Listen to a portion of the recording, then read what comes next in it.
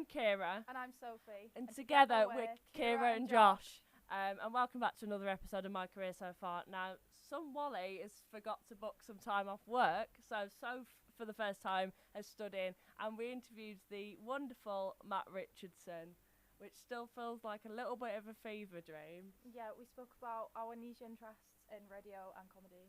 We did, and we're actually fully visual for the first time in a while, so you can choose whether you watch or listen to this. So it's up to you. Also, we should mention that Josh is now actually here, and he arrived 30 seconds after Matt left. So there we go. Yeah. It's painful, but he will meet him soon. Anyway, I'm going on a tangent, which we do actually speak about. This is Matt Richardson on My Career So Far. Matt Richardson. Yes. Hello. Hello. Lovely to see you both. Thank you for having me. You. I haven't been around this many teenagers for a long time. I walked in, it smelt like a teenage boy's bedroom when I came into the little corridor that is your kind of like hangout area and gallery. I can't imagine you like it very much. No. Yeah, it smells like boy. Yeah. Yeah. They grow out of that. Yeah, as we get older, we grow out of that smell. Don't worry. Like my bedroom no longer smells like that. Yes. You sort of. I don't know what happens to your body, but it does stop. Don't worry. So. Sorry. No, that was such a tangent. I feel like we're going to go on a lot of tangents. That's fine. Don't and that's worry. fine. That's why I'm here. Yes. But how did you get into comedy? How did I get into comedy? So I was at uni. So I was 18 years old and I went to Oxford Brookes University. And basically I wasn't really enjoying it. And there was a little comedy night advertised, and it was like no big acts. It was like everyone was pretty new, right? And I just emailed going, oh, can I come and do this? Because I'd always loved stand-up. And then they went, oh, do you want to do the one in 2 weeks? And then I ended up doing it. And then that was my first gig. And then I booked in a few other little ones, and that was the beginning, really. Wow. In 2009, when you were... 3. 4. Yeah. What a nightmare. This is horrendous. What I've had this recently, because, obviously I've started, posting on TikTok, and it's people are talking to me lots. Yes. And I've had so many people go, oh, I loved you when I was a kid. And I'm like, oh, my God, that's horrendous to hear.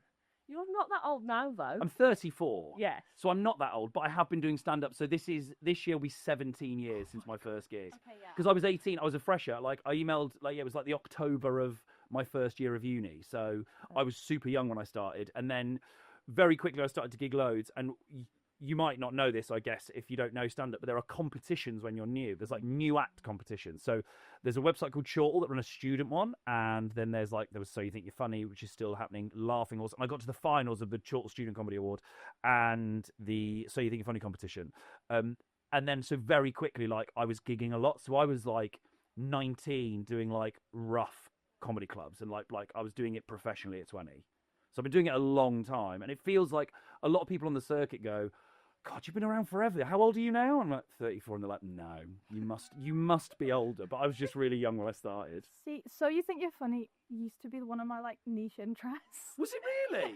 Why? I don't know, because it was I used to, not as much now, I've forgotten, but I used to be able to name all the winners. Because did you do it 2010?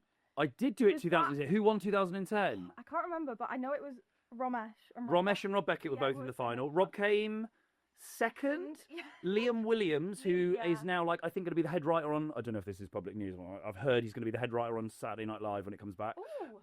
Me, a guy called Chris Turner, who's just been in the America's Got Talent final, and then a guy called James Kirk who's an actor, so he still does stuff, but he doesn't do stand-up anymore. But yeah, I used to be obsessed with it as well, because you go back and some of the years, it's the finalists are Kevin Bridges, Sarah Millican, Tom Allen. That's just 1 year. So You Think You're Funny was always a really good thing to do, and then it can push you on. So yeah, I started gigging loads. That's such a weird niche interest. I love that. I know 2009 was Ivor Graham. Ivor Graham won in 2009. I don't know who won in 2008, but 2008 was Josh Widdicombe, Sean Walsh, Sarah Pascoe, I think was 2008. Yeah, it's a really good thing to be in. And so yeah, that's I sort of got into that and then just started gigging tons. Yeah. That scares me that you mentioned 20 and you're already professionally gigging. So I was there was a point where I was the youngest pro on the circuit for a little bit. But because I was at uni and I started gigging loads and I loved it, and I basically wasn't going to uni very much. So I was going like my attendance was like 9% or something. And my tutor pulled me aside and she was like, why aren't you, what's going on? Like, we're really worried about you. And I explained what was happening. And this is in my second year. And she went, go and do that. She went, if it's going well and you're building up some momentum, she's like, you can always come back to uni. Go and try that for a couple of years. So I dropped out. And I spoke to my mum about it. My mum was like, yep, fine, that's not a problem. We're not going to tell your dad. So I used to, because I lived at home, I'm from Oxfordshire, so I lived at home and went to uni. So I used to wake up in the morning and pretend to go to university when he left for work. I'd get in the car and go and have a coffee, and then I'd come back home on the days I was meant to go to uni.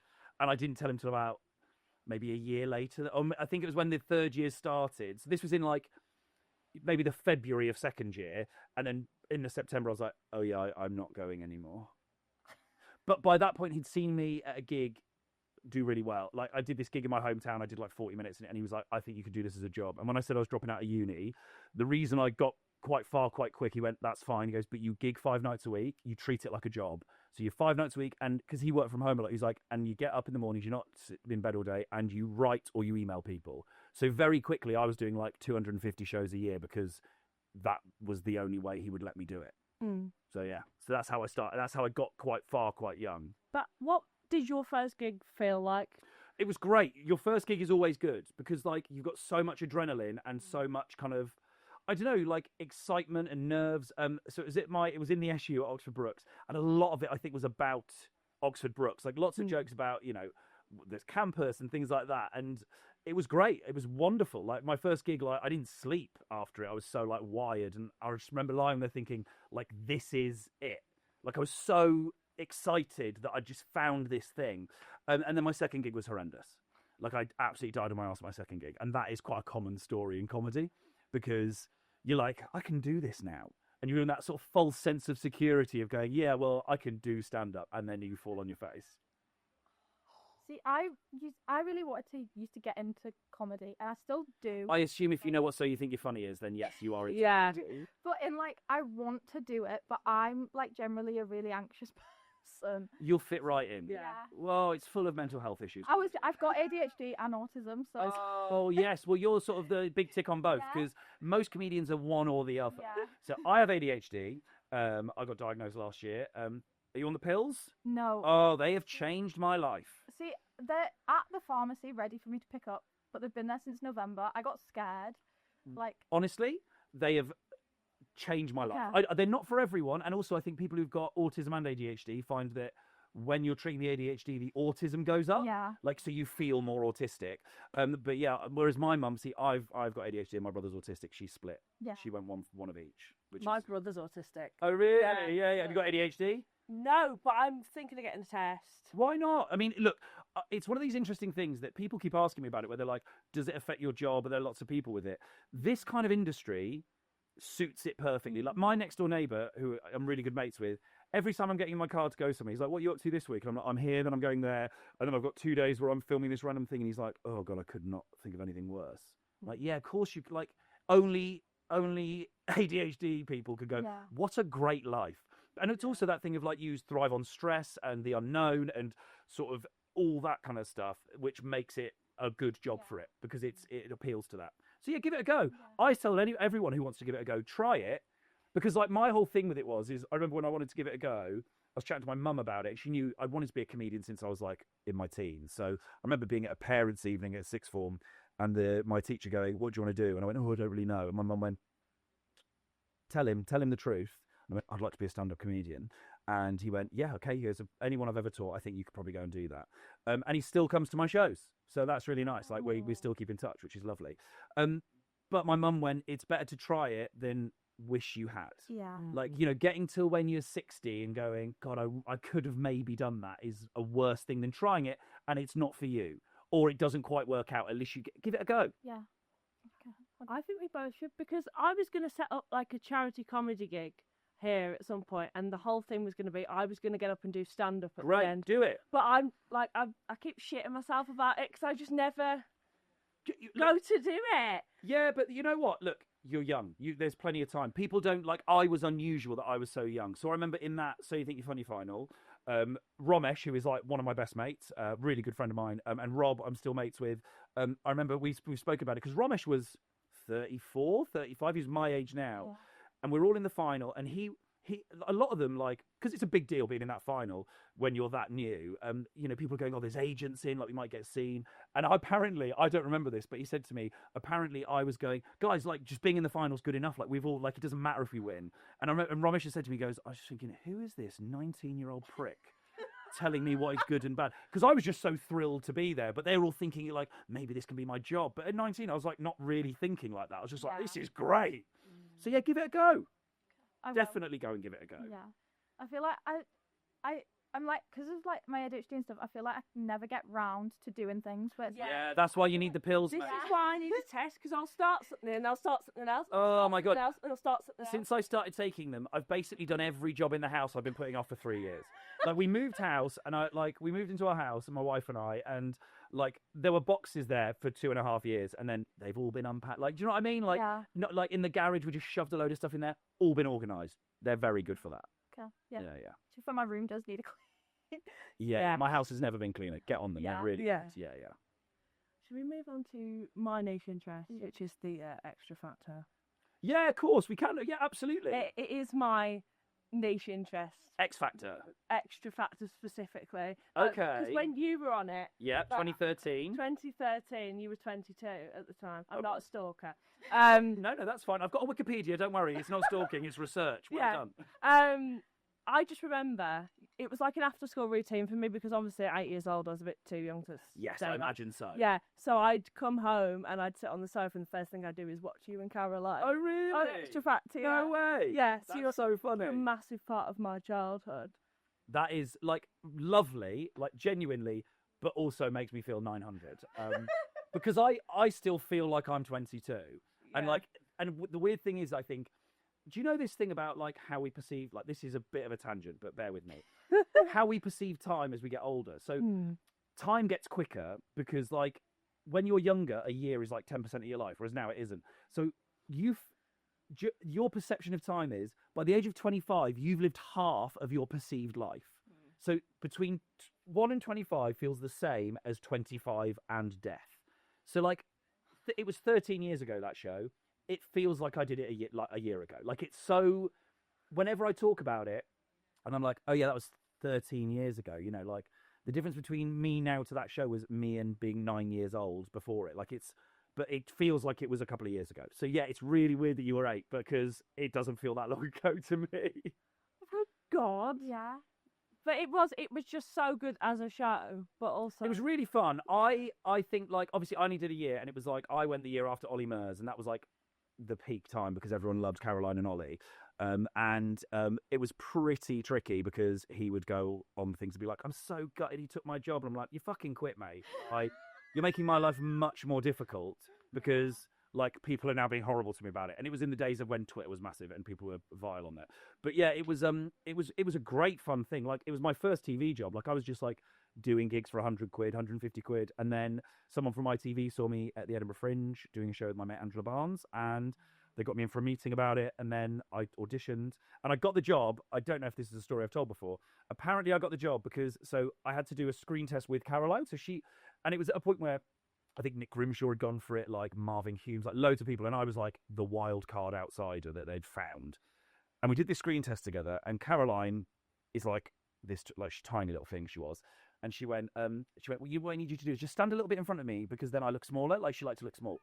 So she's like, you just put your shoulder in front of me. And then as we were doing this like fake interview with someone, I've sort of moved back and then I'm kind of stood slightly behind her. And I went, oh God, I'm sorry. Like, you want me to stand a bit further forward so you look less fat.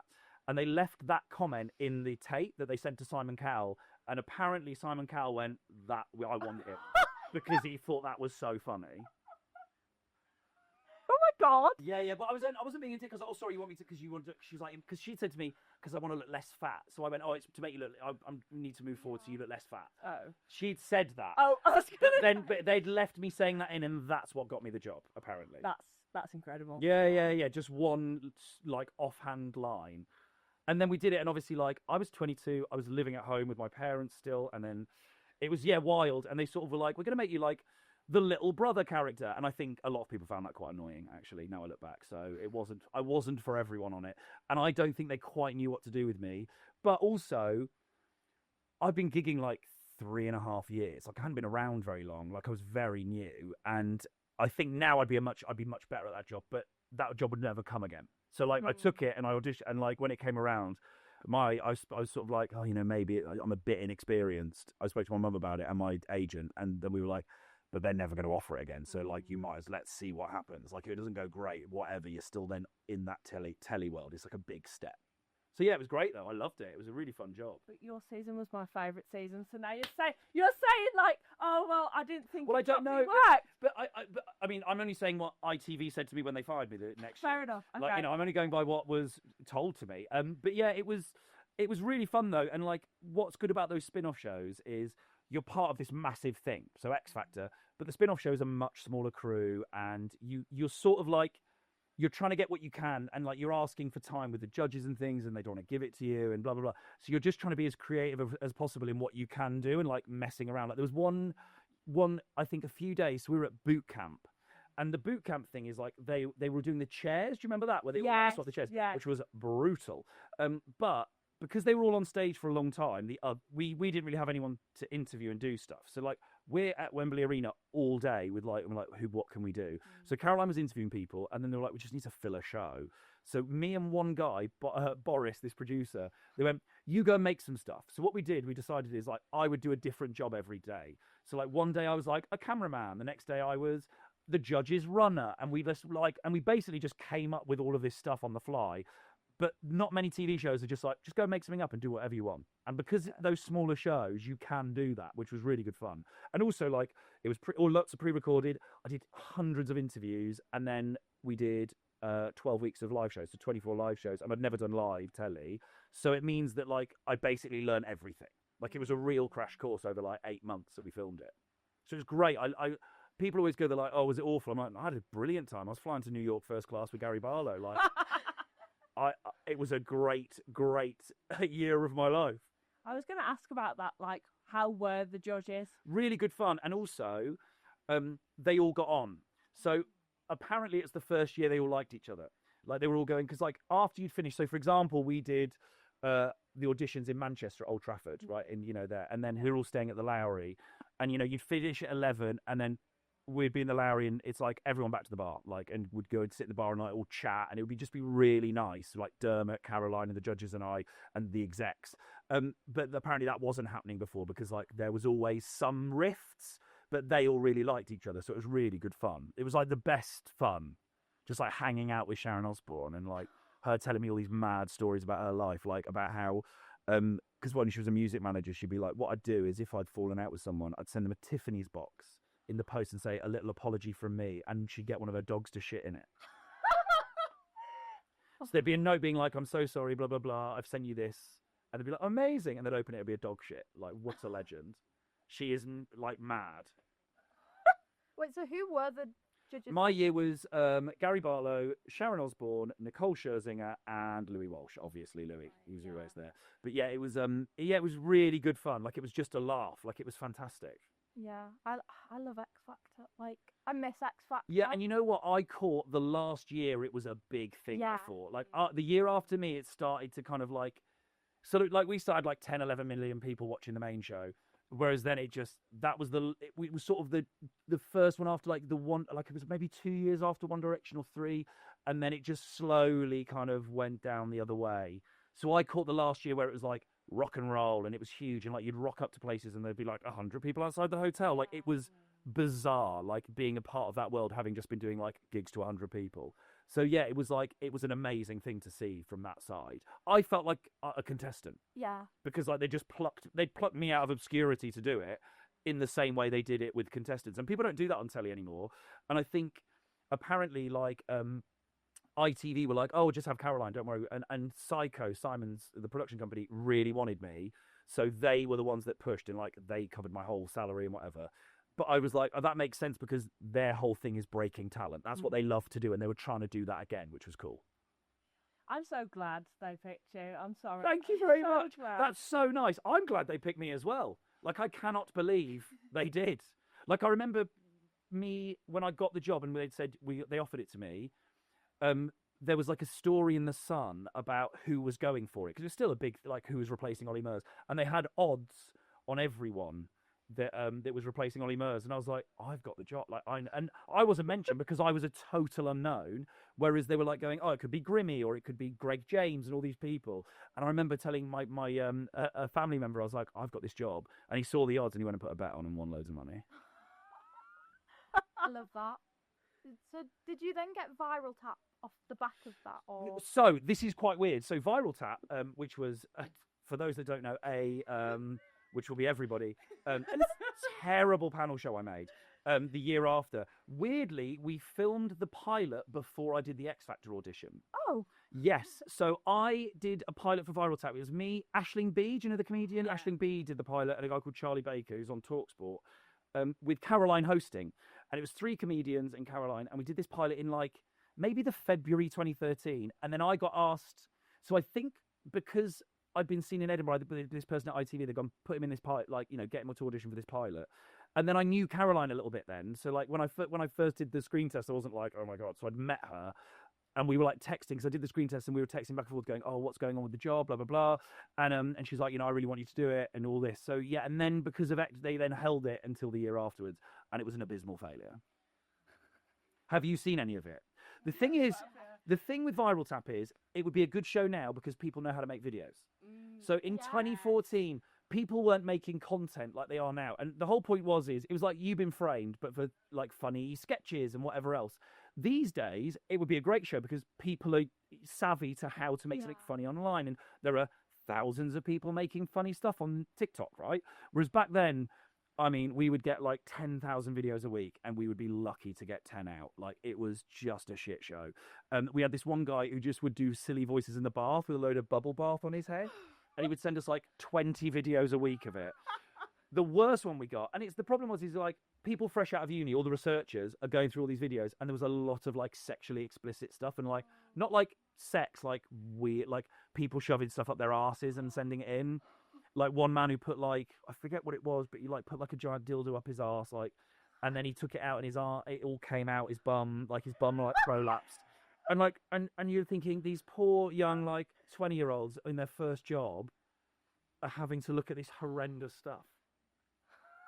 That's disgusting. Yeah, it was awful, but because it was open access, we didn't have any control over what people were sending in. Like, and there wasn't AI like there is now to filter out sexually explicit content. Whereas now you could put a program in to stop that happening. That wasn't happening in 2014. We'll campaign for a rerun. But you could argue that it wasn't shit. It was just kind of ahead of its time. It was no, I would agree. I would argue it was terrible because there were lots of problems. Like, look, if obviously this uni, lots of people do TV production, right? So there were lots of issues. So the company that came up with the idea, they then brought in another production company to help make it, and they both had different ideas of what they wanted it to be. So there was a lot of pushback, and even things like there was only a tiny studio audience. I'm like, it's a panel show, you need like 200 people, but they didn't want to spend money on that because it's expensive to get an audience in, and a bigger studio, things like that. So there was just lots of things that made it not good. Like, and the worst part about it was, normally with a show like that, you quite often will film them in a chunk. So you'll do like a week and you'll film 8 shows over 5 days and do 2 a day and stuff. We didn't do that because we wanted people to send in videos and we needed people to know about it.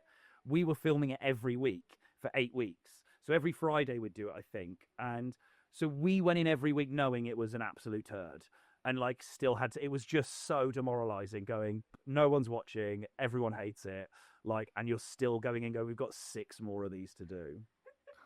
The vibe in the studio must have been great. It was tricky, like, and we all knew it wasn't very good. And like, we just kind of were just getting through it. And like, so, and like we brought over some of the people we worked on with, on Xtra Factor with us. So like our producer on Xtra Factor, SJ, produced it. She now is the boss of Strictly. Like, she's gone on to great things, and she did bloody Viral Tap with us. I'm sure it's probably not on her CV. It's not her career highlight. No, I think that one's been taken out of the CV, hasn't? You did a lot of ITV2 shows, though. Yeah, I was a real like ITV guy for a while, and they do that channel. So if they like you, they will keep trying to put you on stuff. And I did. Yeah, and you go in like you're a guest on all their other things, and like you do Celebrity Juice, and you do the Jungle spin-off, for example. And like I auditioned to be the comedian on that as well in 2015, 15, 16, something like that, which was like my dream job. I love the jungle. Another comedian got it, and he only did a year. He was awful. And he doesn't even do comedy anymore. So, I won the war. But But yeah, I did loads of ITV. I was very ITV. But then what happens is other channels then go, oh, he's a bit ITV, so we don't want to use him. So it kind of can go both ways for you, especially if like me, like I'm not getting millions of pounds and I'm not like doing these huge shows. But that was the plan. Like, what the problem in telly is, I could be really nerdy on this. I'm guessing this is kind of people that are into this. Go sort of ahead. stuff. Yes. So there was a commission. There were two commissioners. There were the two commissioners at ITV2 that were like running the channel. They really liked me, and there was a point where I'm going for a meeting. We were in a meeting once, and they're like, "Look, we're going to try and find you something that's yours to host." And I did a couple of pilots and stuff. They didn't get picked up, and then they left. So they leave the channel onto another job after a few years, right?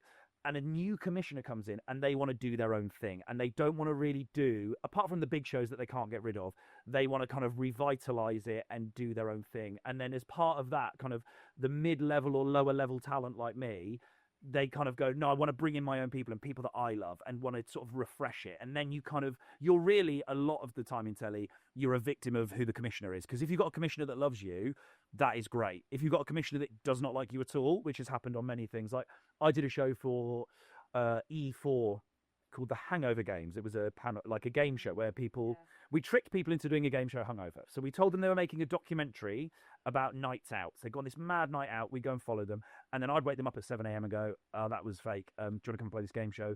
And the game show was about their night out. So we'd put like weird things happening on the night out. And if they could remember it and all this sort of stuff. It was a good show.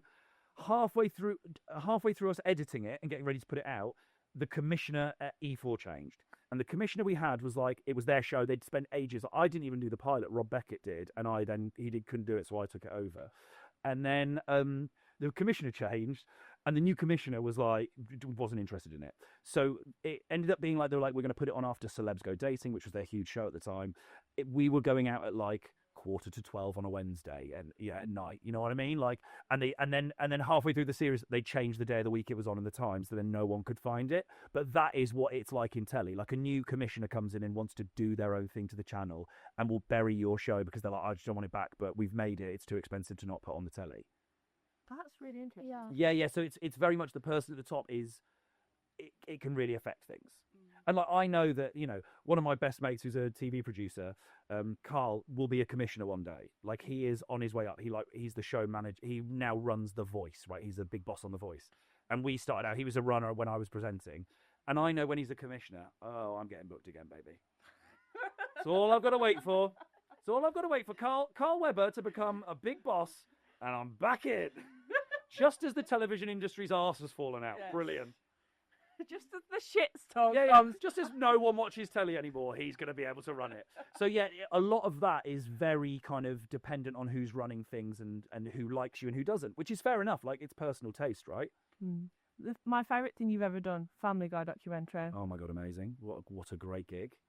So, amazing. That was quite a cool gig because ITV2 bought Family Guy. You're too young to remember when it moved. We used to be on BBC Three for years when I was a teenager.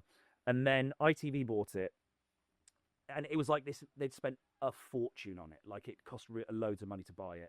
And I said to Kate Madigan, who was the commissioner, I went, you need to make a behind-the-scenes documentary about this, and I would love to do it if you're going to do it. And she literally went, I don't know where I was with that. It wasn't even a meeting. I just went, you should do this at like a drinks thing or something. And she went, okay, go and find a production company, pitch the idea, and we'll make it. So I found this a producer I really like, my friend Matt, who I'd worked with, and a week later went, here's the idea. And they went, yeah, how much money does it cost to go and do it? And Fox had agreed. So Fox, who make it in America and own it, they were like, yeah, you can come over. And they gave us someone who was like our contact with the show. But when we were going over, we had nothing really booked. Like, they hadn't guaranteed us any of the cast, any of this. And our idea was basically go over, charm them all, and then they'll give us everything. And in the end, we ended up like Mila Kunis let me sit in on her doing Meg while like she was in the booth. I sat with her and like we interviewed all of them. Yeah, it was absolutely amazing in their offices, and we went to like Fox Studios where they do the orchestra for it and sat in that. Like, it was such a good laugh. We were there for, it's like 5 days we filmed for over in LA. It wasn't very long, but yeah, that was a really fun job. I've just found it again. I didn't realise it was on YouTube, and someone told me on It is, TikTok, yeah. and I've just downloaded it, so I'm going to clip it up and put it out, I think, because it was really cool. It's so cool. I saw it. I looked so young in it. It was. Yeah. I look at it. I'm like, oh my god. Yeah, that was great. That was really fun out in going to LA to make that. That's like my dream thing to do. I love Family Guy, so I just find Yeah. it so interesting. It is, and the thing is as well, like Matt, who I made it with, we both loved Family Guy, so like we were like kids in a sweet shop, and like we were talking to them about things, and I think it helped because the guys that ran the show, Richard and I forget the other guy's name, they were. As soon as we went in, we were like, oh my God, we love this episode and when you did this in this series. And I think very quickly they were like, oh, cool, let's let them see everything, you know? Like we weren't going in there to try and like stitch them up. We were just very excited to be there. So yeah, it was amazing. And like I lost it in a house move, but I had the guy who's the art director who does all the like art direction, drew me my own cell of a Family Guy thing with me in it. And I lost it. It got lost in a move. I had it and it went, I don't know where it's gone. That's devastating. Gutting. Like one of a kind by the guy who's like, he came up with the look of the characters like with Seth MacFarlane back in the day with Seth MacFarlane, and I had it and it's gone. But yeah, that was a great job. That's actually so upset. Like, I'd be so upset. I mean, I've got ADHD, I lose everything. Yeah. Like, and also because I've got ADHD, as soon as it's lost, I don't miss it. No, yeah. I've got no object permanence, like whatever. Yeah, that is kind of real. Yeah. You're just telling me more and more to get a test. You realise every time you're that is ADHD. Get it filled in it. Yes. Yeah. Oh no, I go private. It's just quicker. But then you have to pay for the pills privately, and they're quite expensive. Exactly. That's why I went with the NHS. Yeah, because I'm paying like £150 a month for my meds. It took me 6 months, I think, to get like. Yeah. No. They've stopped in a lot of places now. They're just like, we can't take anyone else on the waiting list. So yeah, I just went private. Yeah. It was back to like the panel sorry. show. Yeah, It's okay.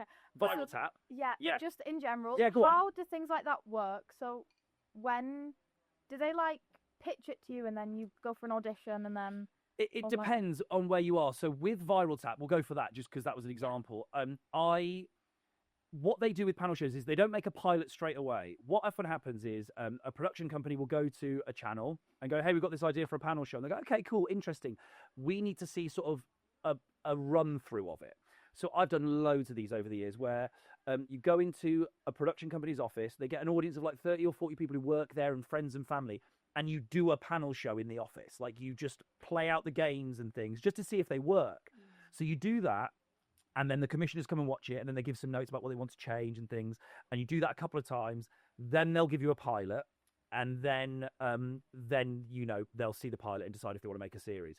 What often happens is they're a really good place. Those run-through panel shows are where, when you're new and up and coming, channels see you because you don't get paid very much to do them. So the host they want is normally in position, but like just to have like 3 comedians on each team, they'll pay you like £200. But they get newer up and coming comedians, and that's a good way to see the talent as well. So that's what happened with Viral Tap. So that was my first one of those. I just got asked to go and do this run through, but they'd done like 3 or 4 run throughs with like different comedians. They could work out who they wanted, and then you kind of like and then as you get on in your career, you come in a little bit later in the process, I guess. So like I've done shows where they've done the run throughs, and then they go. There was one called Reality Bites on ITV2 that Joel Dommett ended up doing, but I was going to be a team. I did a run through as the team captain. They go, no, you can be a team captain, and I wasn't very good in the run throughs, if I'm honest. And then Joel ended up doing it. He'd done we both did a run through as a team captain, and he got the job. But yeah, that's how they do it. So you do it in an office. Like I've done like so many panel shows where you're just like playing panel show in an office because that's how they work out. Do the games work? Does it make sense? Does the point system work? And all those sorts of things. So yeah, it doesn't start with a pilot. It starts much earlier. I feel like that's my dream job. I love panel shows. Oh yeah. Well, you're a bit too young for them. They've all gone now. Yeah. I caught the end of there being a panel show for everything. Like I did one called Sweat the Small Stuff that Grimmy hosted years ago on BBC Three. Don't know if you remember that. That was like I did that like quite a few times. Then there was like Virtually Famous on E4, which was on at the same time as Viral Tap and was basically the same show. Is Virtually Famous the one with? There's a clip of James Acaster. Yes. I can't remember who it is, but he was like kissing girls on the beach. Yeah. Like, went in on him. Yeah. So that one was on E4, and we were the ITV2 version. So yeah, it's a real process to make a panel show. It's interesting that Mock the Week's come back because obviously you know, that was around forever. I guess there's still a few. Would I Lie to You? You know, there is a few of them, but there isn't as many as there used to be. Like every channel had a panel show, and obviously, like Celebrity Juice was around forever. Yeah, they had their time. The problem with them now is they're really expensive to make. Yeah. Because you've got at least, you know, well, probably two. You've got your regulars, and then you might have 4 people. I think Celebrity Juice, you know, they were all getting paid a fortune. Studio space is super expensive. Audience services are expensive. You've got 6 cameramen. You've got a gallery. Like, they are super expensive to make. A travel log, like, if you're taking someone away, that's going to cost like a quarter of what a panel show episode costs. Like, that Family Guy documentary, we got it commissioned because we made it for, like, peanuts. Like, we made it for, like, I think it cost 90 grand for an episode of telly, which is nothing in television. That is dirt cheap. I feel like as well with that, because there's like Cats does Countdown, so see they just have to do that in the same studio as Exactly, and Countdown, it films up here, doesn't it? Yeah. But and they're making 200 episodes of Countdown a year, so that studio is stood there. Yeah. And so adding an extra week on, or an extra week, that's what they do. They'll do it over a week. In the grand scheme of it, is nothing, right? Whereas if you got to build, and often with those panel shows, they build and take them down. So Celebrity Juice wasn't, you'd film 6 in a week. They do it every week. So you've got to put it all up in the studio, and then the studio's used for something else tomorrow. So they bring it all down again. It's just an expensive thing to make. So now that viewing figures are going down, I don't know how many more are going to happen. Like, I've pitched ideas for panel shows, and they're just like, we can't do it. There's no point. I feel like as well with the increase of like streaming services and stuff like that sort of. And also, panel shows are a very British thing. So for streamers, there's no point making them because they don't work in America. In America, apparently, the reason they tried them, like they've tried all of them. They've done pilots for all of them, and apparently the feedback when they show them to audiences are, but no one wins anything. Like the American thing is like no one wins. Like doesn't matter who wins, and they can't get their head around that. Yeah. I just love I don't know what it's it great. is. They are good. Britishness of it. Yeah, they're so English, and like, and some of the I love the news quiz on Radio 4. That is like my favourite. Do you listen to that? Yeah, it's great. I love the news quiz. I love like all those ones, but yeah, they've had, but everything's fashion, right? So they've had the time, and then maybe something comes along that replaces it, and then maybe they come back through. Who knows? Something that's also like slightly going out of fashion, which you've done, radio. You relaunch Virgin on Drive, Not personally, but I was part of the relaunch of Virgin. We relaunched it on a train. That was so cool. Train. What it's funny, right? Because the signal on trains is awful. Yeah. So what we had, we basically had it. There was a Virgin train. They branded it all up from Manchester to London, and we had like all these bands. Travis, I forget who else was on there. Maybe Travis, the Mystery Jets, and a couple of other bands that were on there with us. And me and Edith Bowman hosted the launch. And then, so we were on the train, and then they had, so it was me, Edith Bowman did breakfast, I did drive. Jamie East, I don't know if you know Jamie, who did like Big Brother for years and now like does loads of podcasts, works for the Daily Mail, he runs their podcast department. He did mid-mornings, and then Kate Lawler did afternoons. And it's like Kate and Jamie were at my wedding 3 weeks ago. I love them both dearly. I haven't seen Edith for years. She was very nice, but we were like, us three were really close. And they were in the studio, so we knew, they basically worked out it was a nightmare. This is proper nerdy radio stuff. I'm guessing that's what this is. Yeah. So what they did is they did test runs with a signal thing to work out exactly where on the route there would be a blackout in the signal and for how long. And then they knew we had to hand over to the studio by that point so that they'd be in studio and we'd be ready for the next bit. And because we were broadcasting it, we were using 4G to broadcast it. So this is obviously pre-5G. And being in a train, because they're metal, you don't get good signal. So they built this box which had 30 phones in it that would broadcast the signal to the 4G network to go back to the studio.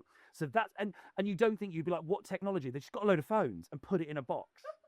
Which I just thought was like, it felt so like weirdly un-rock and roll. It's so weird you bring this up because like we talk about this because I'm staying in the hotel in Manchester that we stayed in the night before we got on the train. By total coincidence, I've just put myself into it because it's really near the station. So yeah, I was sort of walked in. I was like, oh, I haven't stayed here since we did the Virgin launch. So we did that. We're all on the train. It was like lots of gigs. It was a party. It was really fun. And then I did Virgin. I was there for 4 and a bit years, which was I really enjoyed it for some of those years. I was going to say. So I loved it when we launched because we were pitching it. basically our boss Liam Thompson at the time was like, this is going to be Radio 1.5. So they wanted it to sound like a BBC station, even though it was commercial radio. That was their whole shtick. So they were like, the music-wise, they're like, we don't want to be as young. We don't want to be like, people get lost between Radio 1 and 2, right? Yeah. Like, I don't really listen to loads of radio, but you by the time you're like, I'm not bothered about the Radio 1 music, Radio 2, you feel ancient if you turn to it. So we were like, and there was a lot of older people, like the Radio 1 were desperate to get their audience numbers age down. So like the average age of a Radio 1 listener at the time was like 34, and Radio 1 wanted it to be like 25. So we were like, the idea was, let's give them somewhere to go. And then, but the way they wanted it to sound like a Beeb station was we could do what we wanted, basically. And like we did, I think to begin with, I could do up to 10, 12 minutes of talk an hour if I wanted to, which is massive on a commercial station. It's huge. And we did that for a bit and it was working. And then, as it is in radio, like when there are bosses and companies involved, Liam ended up leaving because they wanted it to be more commercial. They brought in this other guy, Francis, who was very much from the other end of like Heart, and he'd worked at Heart for years and run that for a bit. And we all of a sudden you've gone from like, and like we were doing mad stuff. I remember Jamie's show was mental. Like he'd have all these unusual guests. It was really interesting. Like he had a spoon whistler on, and like it was just really quirky. Yeah. And then my show, we had all the comedians would come on my show, and we'd do like. My producer Katie would do like, we're going to have this thing once where we do like things as if it's a 1950s radio station, and they'd just be like, do it, and we could try out anything we wanted. I remember someone coming in and they were like, this is like student radio, you're running your station. And I went, but people like it, and it was going all right. And then by the time we got to the end of 2018, so they announced Chris Evans was joining, because then Edith left because Edith was doing like interesting music things. She'd have directors on talking about like the music in their films, and like it was like a Radio 6 show. It was really weird. Like everything you'd listen to, it had a different vibe, which isn't right. That's what commercial radio, you go, we want you to know what you're listening to every time you tune in. Whereas Virgin, we were like, it was just a hodgepodge, which is what I thought his strength was. But shareholders don't like that. So we ended up, they brought in like this other guy, and then Chris Evans came in, and then and the whole station changed because it became Radio 2 again. And he didn't like me, so I didn't stay for very long after that, which is mad because at the end of 2018, I'd won at the group of radio stations. We had like 30 stations in our group. I won Presenter of the Year. I'd just been nominated for an ARIA, the only music radio show at the time to have ever been nominated in the Funniest Show category. It was all like Radio 4 panel shows, and then my show was nominated in that. Thank you very much. And then you were like, we're going to give you a 2-year contract. We love you. Chris started a week later. They were like, it's just not working. And I'm like, would you? And I'd say to the boss, Francis, I was like, what do you mean it's not working? What can I do to do it? And he goes, you just either can or you can't. And I was like, but you just given me an award for being your best presenter. But Chris didn't like me, so then I was gone. So I lasted another like 7 months that managed me out, which was a bit annoying. But I got a bit too comfortable in radio because it's 5 days a week. Like I was a gigging comedian, and it was nice to have a regular job, and the money was great. I was getting it was like 10 grand a month or something ridiculous. Like I was getting paid so much money. I remember when the new boss came in, he went, I would never have, he's like, I cannot believe they ever approved this much money for you. And I was like, I know. It's like 120 grand a year. Yeah. And I was like 25. And I was also still doing television and comedy and everything else. It was fucking great. I don't have it anymore. I spunked it all. I was going to say, I've had some amazing holidays and nights out. I've got nothing to show for it. How many in first class? Loads. Yeah. I haven't flown long haul business until this year, economy this year for a very long time. But unfortunately, it was on my honeymoon. But there we go. But then also my girlfriend was a baller for years, who's now my wife. So we both had to go. Oh God. Like when you're walking through, when they all sit and you've got to walk through like first class and business, and I just want to go, I'm like you as well. I want to be like, you just press that button to put the seat down, mate. Don't worry, I know. Maybe actually you don't really deserve it. Let me sit up here. And then so I'm in a weird way. I'm glad that I ended up leaving Virgin because radio. I really enjoyed radio, but it wasn't what I wanted to do. And also it doesn't sell you. Like I want to sell tickets on tour. That is ultimately I want to be able to tour as a comedian, and it wasn't really doing that. But it's hard to walk away from a really good job like that. Do you know what I mean?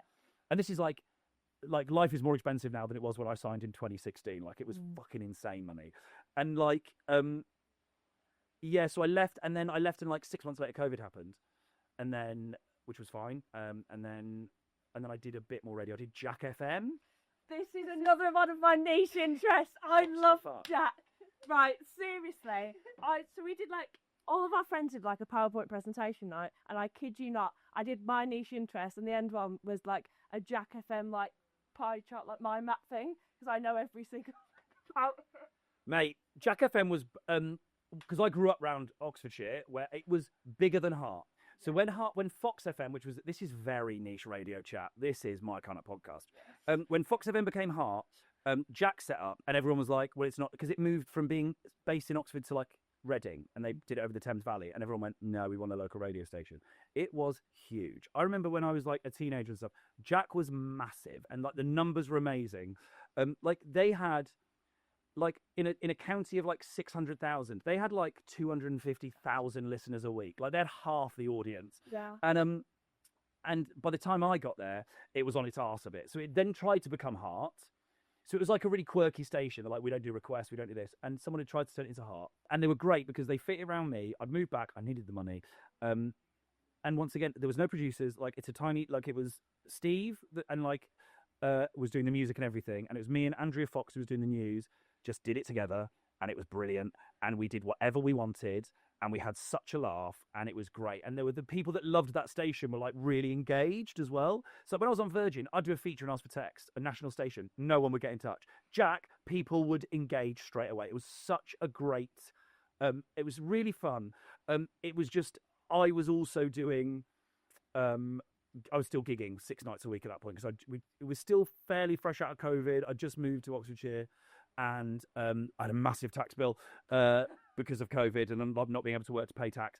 And then so I took it on, and I was just a bit fucked really because I was up at 5, and then I was going back home, going to bed, and then going out gigging. It was just a bit brutal, but it was a really good laugh. I fucking love that show. It's great. I love you were brilliant, and this is how nerdy I am. I didn't even live there. I listened to every single day. Because it was so good. And this is the best ego stroke I've ever had. Yeah, this interview. no, genuinely. Oh my God. You've seen me at Blackpool Pleasure Beach. You listen to my radio shows. Yeah. And Andrea is now on Absolute Breakfast. Yes. Yeah.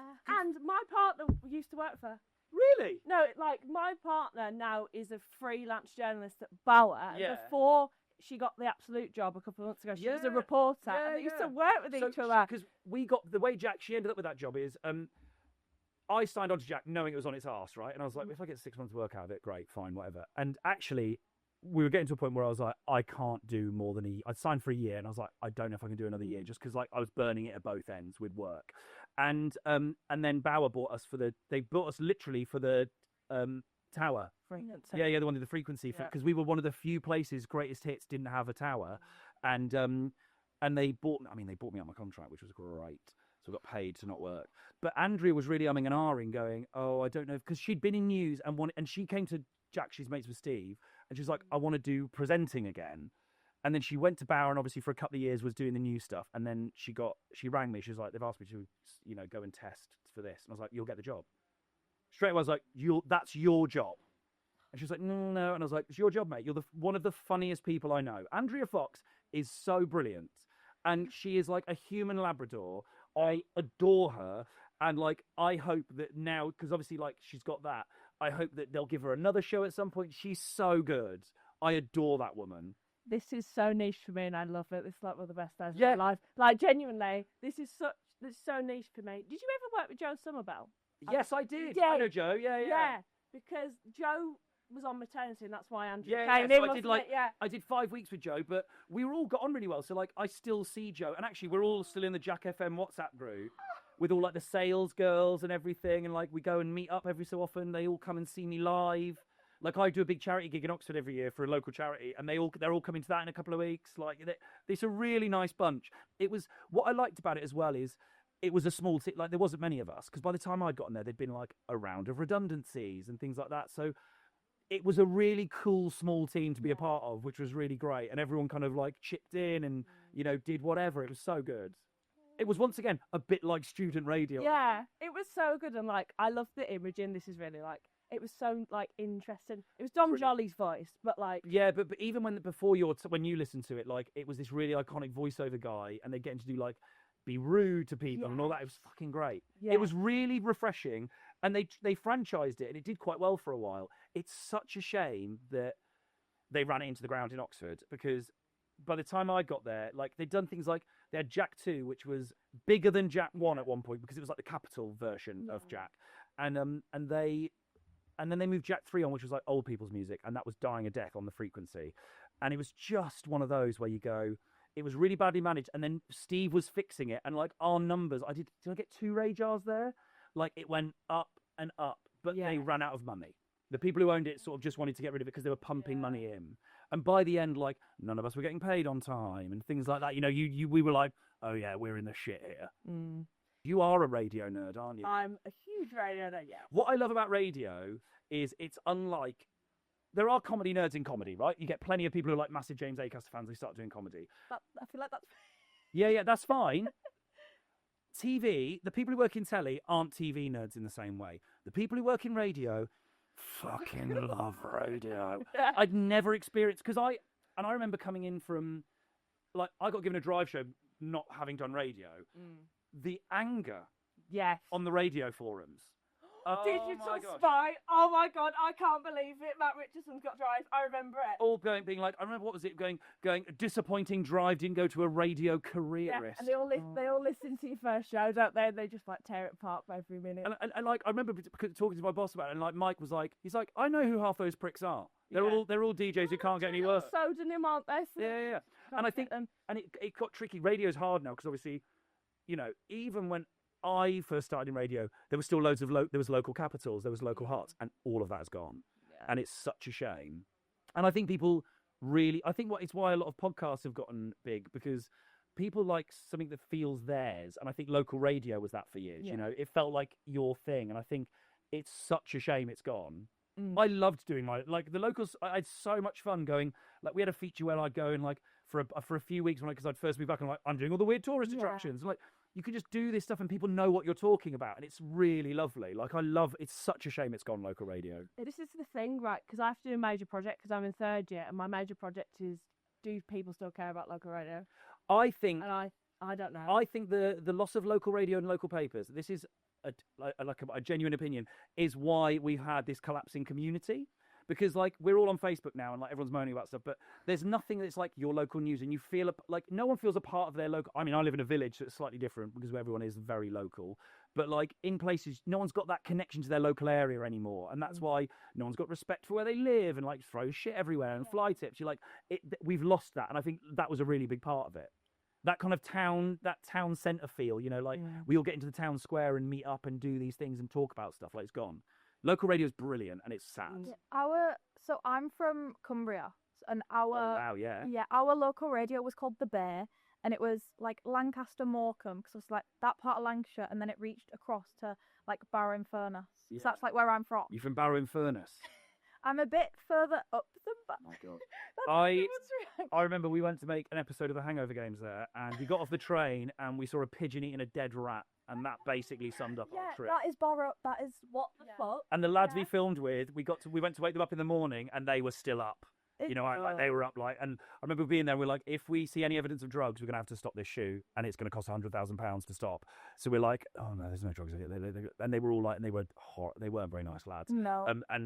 But yeah, it was like I remember being there, being like, oh wow, this is quite the place. Yeah. I think we should get a guest in, because you've been waiting out there the whole time. We don't usually do this, but someone else is going to ask you a question. That's absolutely fine. George Halsey, come in, please. Hello, George. Hi, George. How are you? I'm good. How are you? I'm very good. Nice to meet you. I'm Matt. How's it going? Yeah, it's very good. Because we thought someone who loves comedy should probably ask a comedian a question. Yeah, go on then. Let's do it. I've got a few questions. That's absolutely fine, mate. So my first question is, what is the hardest thing about being a comedian? The driving. I know that's a boring answer, but like, you know what? If someone had told me when I started doing stand-up that it's like 1% doing stand-up, the rest of it is admin and driving. So yeah, that is probably quite hard, and you buy yourself a lot as well. So that's, you know, it's a bit rubbish. Yeah, but otherwise, but it's not too bad. But that's quite hard. Yeah. Yeah, absolutely. Also, what's your go-to move with a heckler? Normally, so this is a really interesting question. Another good question, and look at your little face. It was basically they're normally drunk, right? Yeah. So Absolutely. quite often you'll be doing a bit. If you're chatting to someone in the audience and they say something really funny that isn't a heckle, like you just roll with it. But if someone yells out, they're just normally battered. So you just go, "Can you repeat that?" And normally they can't. They can't. If they keep trying, look, it just happens. It goes to a point where if they think they're being like useful, but they're just interrupting constantly, you end up just having to kick them out. You just get a security guard to get them out. It's that boring. Yeah. Like you do every so often, you get someone that like, if there's like a real sense of fun in the room and like everyone's enjoying themselves and someone can chip in something really funny, that is great when that happens. But yeah, most of the time it's just some twat who wants to be centre of attention because he's done too much cocaine. Fair enough. Yeah. Yeah, it's I a was nightmare. about to ask you about it. What is the best? Have I done cocaine? Well, that as well. But what is Come on, your? mate, I'm in best- showbiz. I'm a legend. Yeah, of course I am. What is the best heckle you've ever received? I talked about this in my last tour show. I had a man a few years ago who threw his own prosthetic arm at me. So it was at Top Secret Comedy Club in London, and I was on stage. It was going quite well. He was quite a young. I mean, he was probably like 20. He was a young guy, and this arm just hit the back wall, and I was like, picked up. He was like this rubber arm. I was like, what the fuck is this? And he got up. He was really drunk. He got up to try and get his arm back, and I was like, you're not having it back. This is a real story. This really You told happened. us last night. This really happened. What? It really happened. So I sort of, and then he kept being like, I want my arm back. I'd be like, you get it back at the end. Go and sit down. You're not having your arm. And I'd be like, high five me if you think you're a prick. And I was high fiving his hand, like that, and like but he did it. I was like, oh mate, that was really funny. Like it was funny. Like that was one of the few where you go. And I went, oh, I was like, that was so funny. He goes, yeah, do it all the time. Music, gigs, everything. Just chuck it. See, I love. That's like his party trick. I love it when hecklers are actually funny. Like I saw Sean Walsh. He came to like where I live, and he made a joke right at the start, obviously about the Strictly scandal. Yeah. And then about half an hour into the show, this woman just stood up and said, like, made the reference, and he was like, "Oh, I said that like half an hour ago, like you're late." And she was so drunk, she was fuming. She walked out. 10 minutes later, her husband walked up the stairs and like started having a go at Sean Walsh.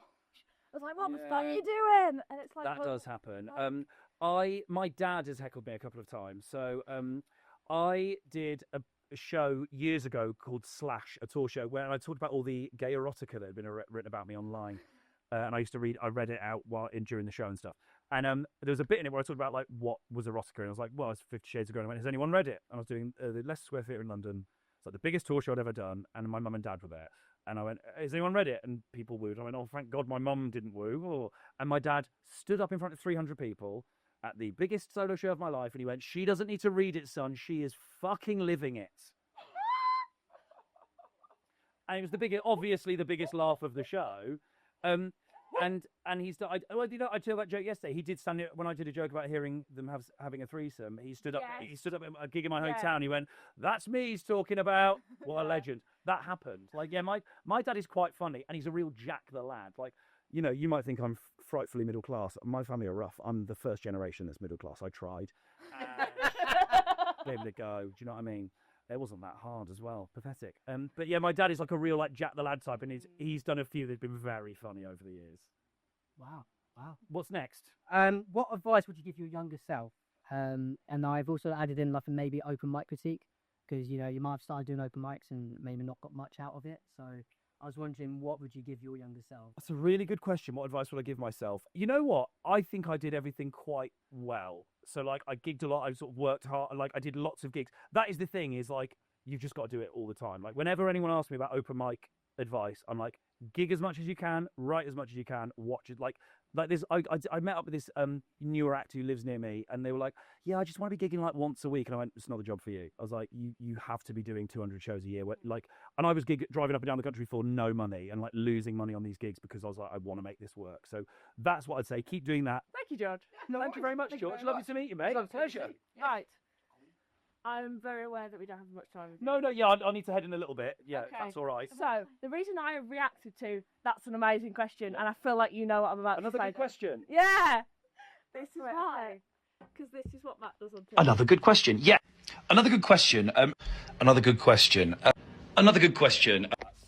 A great question. Another good question. So, another good question. Another good question. There's another good question.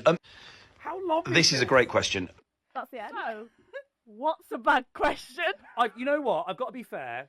I've never had a bad one. Like, I've had some repeats and people that have asked, simple questions. But actually, I'm at the point, like, even today I answered one where someone's like, what does a compare do? And I'm like, you don't know. If you've never been to a comedy night, you don't know how all this works.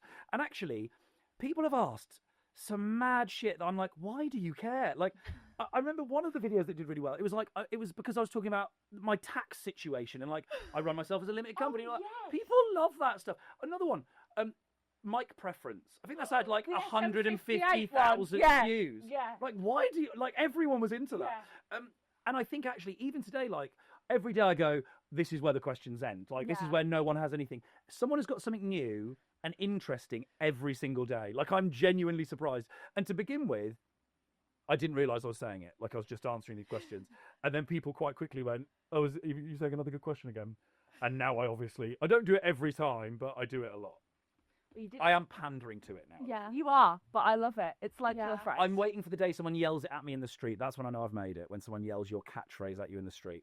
And I'm going to start, I've got a meeting next week about maybe turning it into a podcast of some sort by like interview people.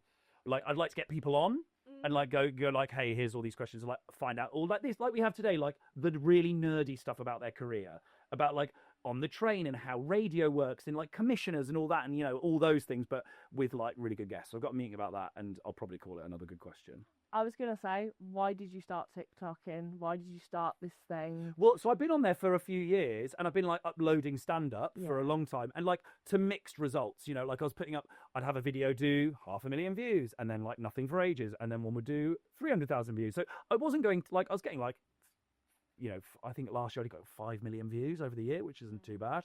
And then this is a total accident. It's come out of like, so like I said, I did a video, I was turned the telly on, and I was on this talking head show talking about 80s movies. And I just went, this is what it's like being a Z-lister. You turn on the telly and you've no memory of this thing you've made, because I've done all of those, like the most shocking moments of the 80s, celebrity embarrassing moments. I've done God knows how many of them. And then people were going, oh, how much do you actually get paid for those? And like, do you get paid every time it's on? And I just started like, I was like, I'll answer them as videos. That might be interesting for people. And then it just grew. And then I just went, I'll answer anything you want me to answer. Like, I'm pretty happy to talk about it. And it's just blown up from there. So that was on the 27th of December. So I've not been doing it that long. Yeah. It's been like 4 weeks. And I think I've had like 12 million views on that. It's just gone mental. But I love how open you've been, and that's why it's doing so well. Yeah, you think? Not many people are open about the salaries or things that they've done. But like, none of it's a secret. And also, a lot of the things I'm saying, like, there's certain things, like, I've got a job at, like, I do stuff with Sky Vegas, and like, I am in contract with them, so I won't say how much I earn, because like, but these things I'm like, it's fucking 10 years ago, who cares? And also, like, the big jobs, I'm like, where I did, like, the Stella job that was loads of money, I'm like, I'm not earning that all the, like, this was unusual, so I don't feel like it's bragging. And also, I think people quite like that I'm very, like, hey, like, I was at a point where, like, it could have all gone massive and it didn't quite. Like, do you know what I mean? Like, I was sort of on stuff, and I didn't end up as Joel Dommett.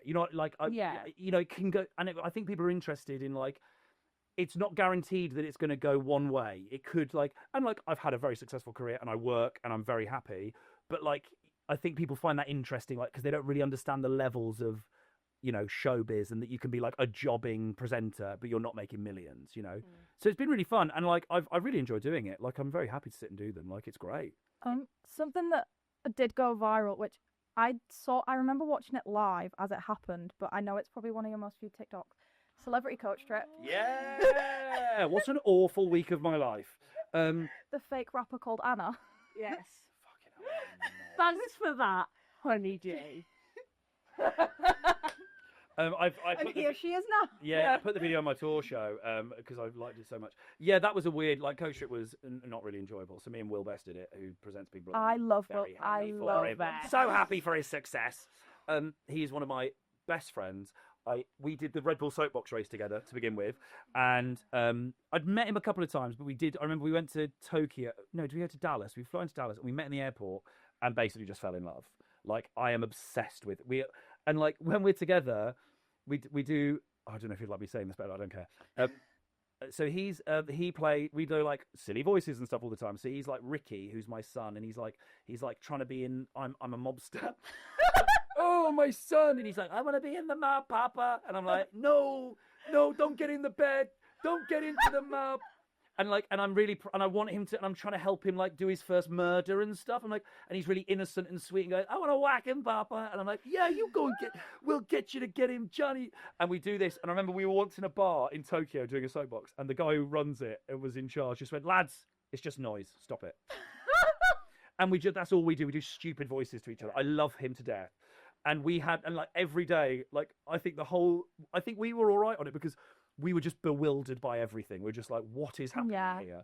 And just found it all so bizarre, which it was. It was a really weird trip. But, you know, whatever. I needed the money. I had a tax bill at the time. I feel like we should ask you the final question. Yes, let's do it. So, we asked this to everyone, so I hope you've got a good answer. If you could go back to your younger self, so let's say 18. Yeah. And this is sort of leading off of your question, and give yourself one piece of advice, what would it be? Save some money. Yeah. You don't need to stay in those hotels. There are less expensive hotels that are just as nice. You don't need to go and visit every 4 seasons you can fucking find, you idiot. Come on. Yeah. That's what I would say. Maybe have one or two less nights out a week where you spend fucking 600 quid because you think you're a fresh git. Yeah. Like the money I've spunked. Oh, buy a house. Come on. Yeah, that's what I'd say. That's a very good answer. Yeah. Thank you very much. Thank you for having me. I've really enjoyed this. This is like a dream come true. Yeah. For both of us. Oh, mate, that's so lovely. Genuinely. Oh, it's really nice to meet you both. That. Meet all of you. Sorry, that was unfair. Well, you are all still very nice. It's not just the girls.